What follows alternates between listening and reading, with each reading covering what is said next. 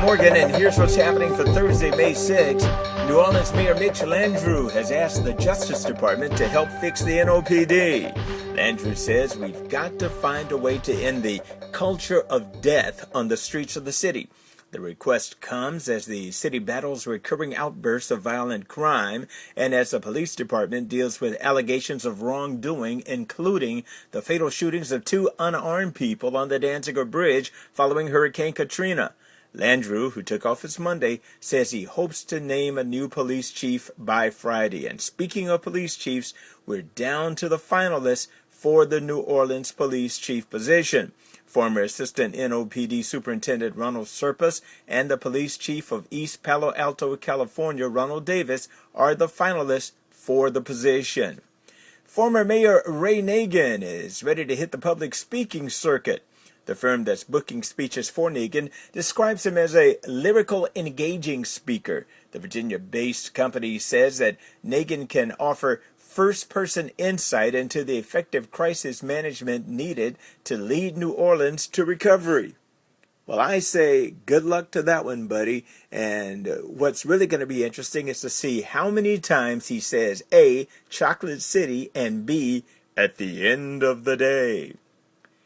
The leader of a KKK group has pleaded guilty to killing a female recruit from Oklahoma and has been ordered to serve a life sentence in prison.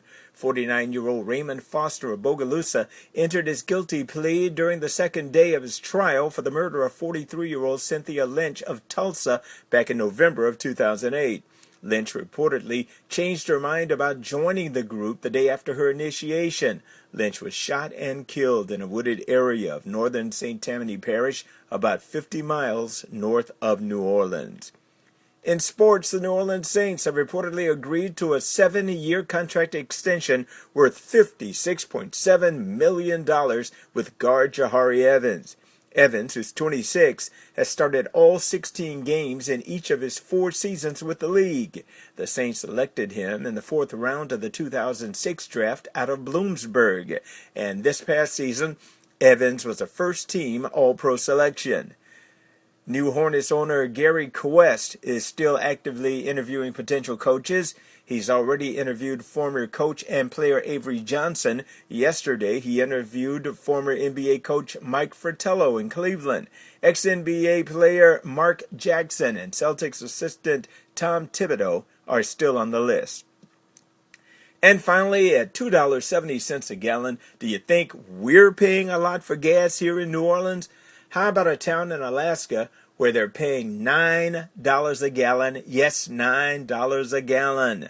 The residents of McGrath, Alaska, saw their gas prices jump by $3 a gallon in one night. The price at the only pump in the remote town, 415 miles northwest of Anchorage, went from $6 a gallon on Friday to $9.20 the next day. Crowley Petroleum Distribution says it was forced to raise the price because the winter nearly drained the town's supply, and the only option was to fly in more fuel. The cost increase is the difference between flying gasoline and shipping it on a barge. Crowley says it won't be able to send a barge until June at the earliest. Some of McGrath's estimated 400 residents say that they'll try to boycott the company while the city officials look for ways to get cheaper fuel. Hey, if you want cheap gas, do what I do. Go to Taco Bell. Yeah, Lisa. I'm CJ Morgan, and that's what's happening. Thanks for checking out cjmorganmedia.com.